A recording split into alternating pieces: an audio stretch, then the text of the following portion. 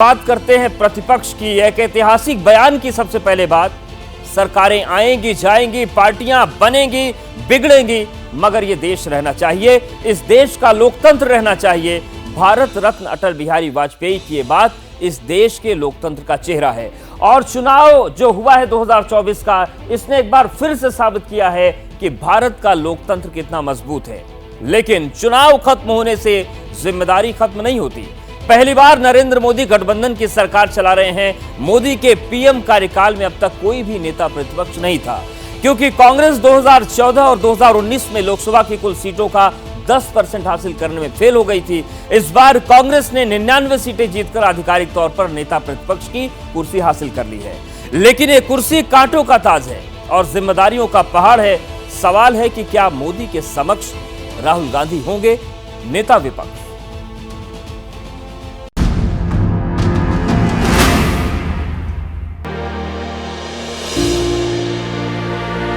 17 अगस्त 2011, संसद भवन, नई दिल्ली। उस वक्त देश में कांग्रेस की लीडरशिप वाली यूपीए 2 की सरकार थी। नियम 193 के तहत लोकसभा में बहस चल रही थी। 15 बार से ज्यादा बार और एक बार भी माननीय सीनियर कांग्रेस लीडर और तब के संसदीय कार्य मंत्री पवन बंसल विपक्षी दल बीजेपी को लोकतंत्र का पाठ पढ़ा रहे थे। प्रधानमंत्री को राज्यसभा में जाना था। राज्यसभा में जाने के लिए जब खड़े हुए तो इधर से ये आया कहने को कि जब तक वो यहाँ नहीं पहुँचते हाउस को स्थगित कर दिया जाए। मैडम, ये फैसले ये होते हैं मैडम। पवन बंसल के आरोपों को सुषमा स्वराज गौर से सुन रही थी। सुषमा उस वक्त नेता प्रतिपक्ष थी, यानी लीडर ऑफ अपोजिशन। सुषमा ने बड़े धैर्य से आरोपों को सुना, 2 घूंट पानी पिया और फिर आक्रामक तेवर के साथ सत्ता पक्ष पर फूट पड़ी। मैं स्वयं संसदीय कार्य मंत्री रही हूँ और संसदीय कार्य मंत्रियों का पहला लेसन ये होता है कि वो स्वयं नहीं बोलते और सदन को चलने देते हैं। यहाँ तो संसदीय कार्य मंत्री स्वयं बोलकर व्यवधान डालते हैं। बशीर बद्र का एक शेर है, दुश्मनी जमकर करो, दुश्मनी जमकर करो, पर इतनी गुंजाइश रहे फिर कभी हम दोस्त बन जाएं तो शर्मिंदा न हो। सुषमा स्वराज का ये हमला तीखा था लेकिन मर्यादित भी। पलटवार चुटीला था लेकिन आपत्तिजनक नहीं। साख पर आघात था लेकिन गरिमा के साथ। भजन कीर्तन करते हुए लोगों पर जो लाठियां बरसाई गई वो नागरिक अधिकारों का रक्षण था। अब आप सोच रहे होंगे कि आखिर आज स्वर्गीय सुषमा स्वराज का जिक्र हम क्यों कर रहे हैं। सुषमा स्वराज आज प्रासंगिक क्यों हैं और संसद के अंदर इस दहाड़ का आज की राजनीति से क्या वास्ता? तो जान लीजिए, वास्ता है, बहुत करीबी वास्ता है, क्योंकि सुषमा स्वराज आधिकारिक तौर पर भारत की पिछली लीडर ऑफ अपोजिशन थी। इस बार की संसद बहुत बदल चुकी है। बीते 10 सालों से लोकसभा में लीडर ऑफ अपोजिशन की पोस्ट खाली थी, लेकिन इस बार कांग्रेस ने बेहतर प्रदर्शन किया और लीडर ऑफ अपोजिशन की पोस्ट पर इस बार कांग्रेस का सांसद बैठेगा। राहुल गांधी का नाम इस रेस में सबसे आगे है। अगर ऐसा होता है तो फिर सुषमा स्वराज, जो यूपीए 2 के समय विपक्ष की अगुवाई करती थीं, उनके बाद राहुल गांधी नेता विपक्ष बनेंगे। नेता विपक्ष कैसे बनता है, किस नियम के तहत बनता है, नेता विपक्ष के पास कौन कौन सी संवैधानिक शक्तियां होती हैं, सैलरी और फैसिलिटीज क्या मिलती हैं, ये सब आपको बताएंगे। लेकिन उससे पहले ये जान लीजिए कि आखिर राष्ट्रीय स्वयंसेवक संघ ने सियासत को ऐसी क्या नसीहत दी है जिसकी वजह से प्रतिपक्ष शब्द ट्रेंडिंग है। 10 जून 2024, नागपुर, महाराष्ट्र।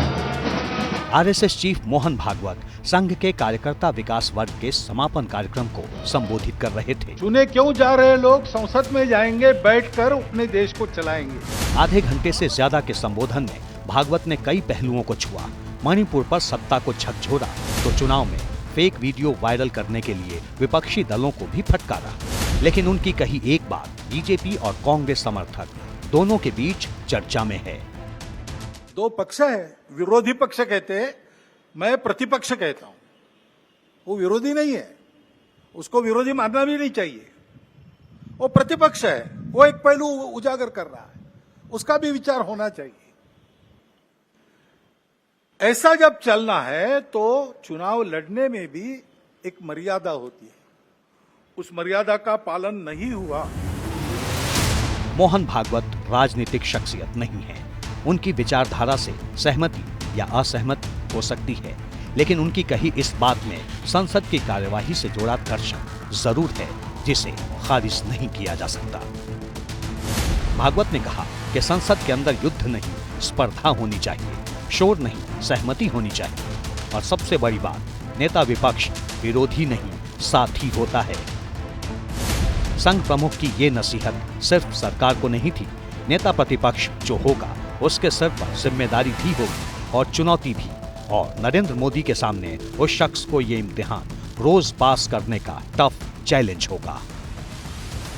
कि पूरा देश आज राहुल गांधी को, हालांकि वो प्रधानमंत्री के रूप में देखना चाहता है, लेकिन अभी फिलहाल उनको विपक्ष के नेता के रूप में देखना चाहता है। राहुल जी को उसको स्वीकार करना चाहिए, क्योंकि राहुल गांधी ही एक ऐसे व्यक्ति हैं कि उन्होंने 10 साल तक लगातार नरेंद्र मोदी पर बिल्कुल सामने से हमला किया है। तो लोग यही मान कर चलते हैं कि अगर वो विपक्ष के नेता होंगे तो यकीनन तो जो देश की समस्या है, मसले हैं, उसको पूरी मजबूती से रखने में जो उनकी क्षमता है उसका वो इस्तेमाल करेंगे। इस चुनाव ने कांग्रेस का जोश हाई किया है तो इंडिया गठबंधन में राहुल गांधी की स्वीकार्यता भी बढ़ी है। राहुल गांधी की मां सोनिया गांधी भी नेता विपक्ष रह चुकी हैं। अटल बिहारी वाजपेयी की गठबंधन वाली एनडीए सरकार में 4 साल 98 दिन तक वो लीडर ऑफ अपोजिशन रही। अगर राहुल गांधी ये जिम्मेदारी लेते हैं तो उनकी तुलना न तो सुषमा स्वराज से होगी न सोनिया गांधी से। राहुल की प्रतियोगिता स्वयं से होगी। तो राहुल गांधी जी को लालकृष्ण आडवाणी जी से संजीदगी सीखनी चाहिए, डिसिप्लिन सीखना चाहिए, और जो हार्ड वर्क लालकृष्ण आडवाणी के तो अनुभव में था, लेकिन वो हार्ड वर्क करना पड़ेगा। और सुषमा जी के साथ एक विट के साथ, एक ह्यूमर के साथ, कि आप कितनी भी गहरी, कितनी भी गंभीर, कितनी भी चुटीली बात कह दें, लेकिन उस पर किसी को गुस्सा ना आए, और गुस्सा आए तो कम से कम जाहिर ना कर सके। और जो सोनिया जी हैं, कांग्रेस के अध्यक्ष भी रही हैं, उनकी माँ भी हैं, उनसे तो बहुत कुछ सीखा जा सकता है कि बिना बहुत लंबे संसदीय अनुभव के बिना भी कैसे सरकार को घेरा जाए और अपनी मर्यादा को बनाए रखा जाए। यदि ये तीनों गुण आ जाएं, एक बात और याद रखिए, वेस्टमिनिस्टर जो सिस्टम होता है उसमें विपक्ष का नेता भावी प्रधानमंत्री के तौर पर देखा जाता है।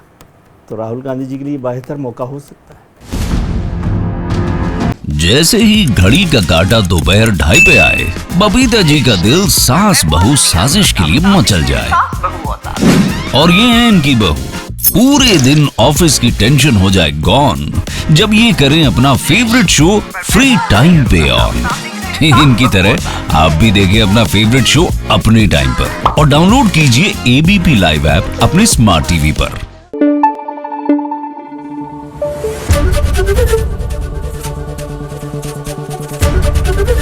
एबीपी न्यूज आपको रखे आगे।